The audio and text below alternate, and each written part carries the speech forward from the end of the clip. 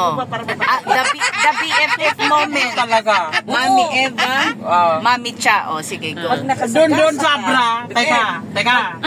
Pag nakasagasa ka at buhay pa, atrasan mo, Hindi! Ay, paano kung magpalit nga kayo ng sitwasyon? Hindi, kasi Ipaglaban mo yan, Mami Eva. babayaran kasi. mas malaki pagpabayaan mong buhay. Hindi! Oo, pagbubuhayan. Buhay, hindi. Wrong din yan. Kaya din natin na Tama ka buhay dyan, yung Mami tao. Eva. Oo, mami.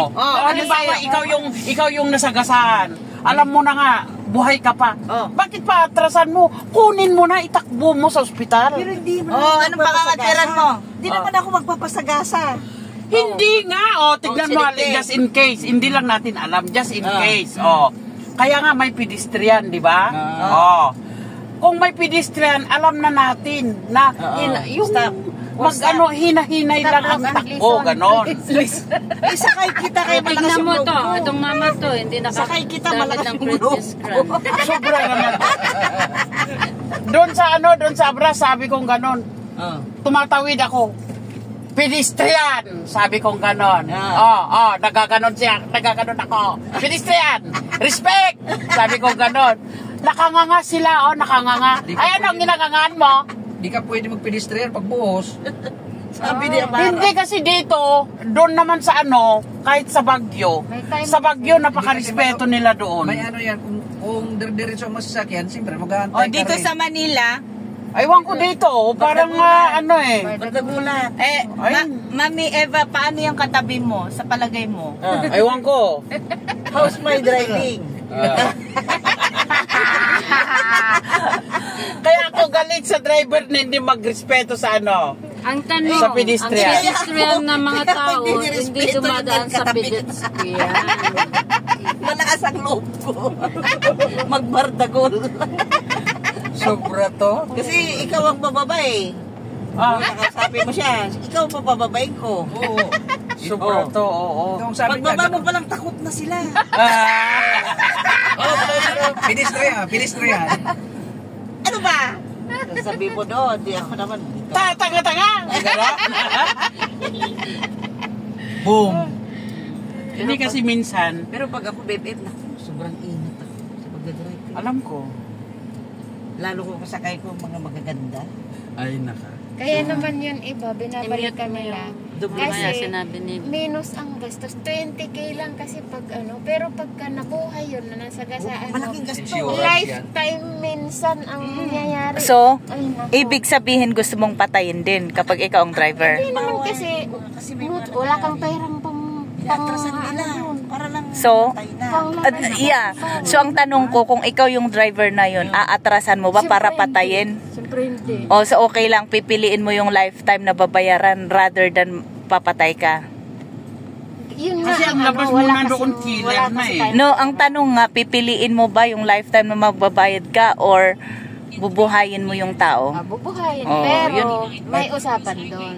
Kasi wala ka namang pambayad. Mahirap ka lang. Yun. Mabubuha. At least, Yun yung bakit ka nagkasasakyan tapos hindi kung sasagasa halimbawa, ka hindi pa. naman sa'yo yung sasakyan. Halimbawa, Mga heavy truck at mga ganyan. ano yan? so no matter what, pipiliin mo pa rin yung irespeto ang buhay nung yun. Ikaw, Mami Cha, dahil driver ka din. Ako siguro. Depende. Hindi sa itsura lang. Bipe Kung pa. itsura niya, pwede na. Pero kung bata pa na, Naka-live tayo, Mami Cha. pagtrabaho pa, Lagot tayo. hindi ko na siya atrasan. Pero kung pa-flight na, atrasan ko na.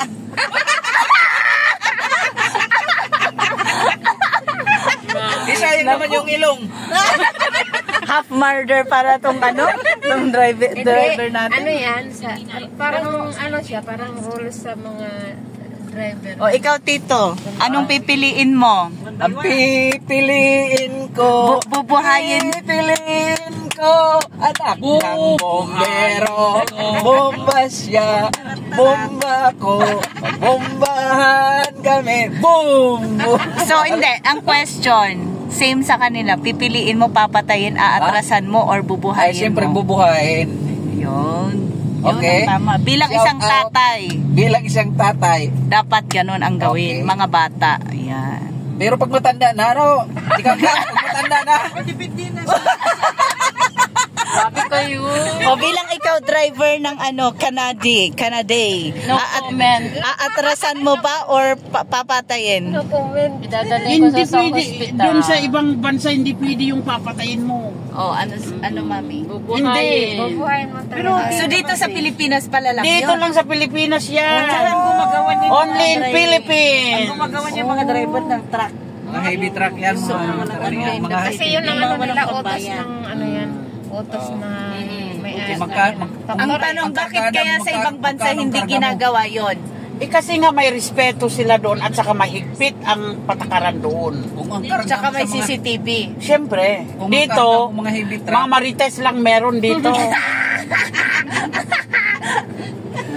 Doon talaga makikita ka at saka before na anoin mo yon, before na tatakbo ka kasi nakikita mo yung sitwasyon mo at saka huwag Tsaka kang makipag-hit-hitan. Oo, yun is malinis ang kalsada kasi talaga Oo, doon. hindi Dito. pwede yung Git-gitan may naman line dito. ang ano, may line ang motor, may line ang mga Oo.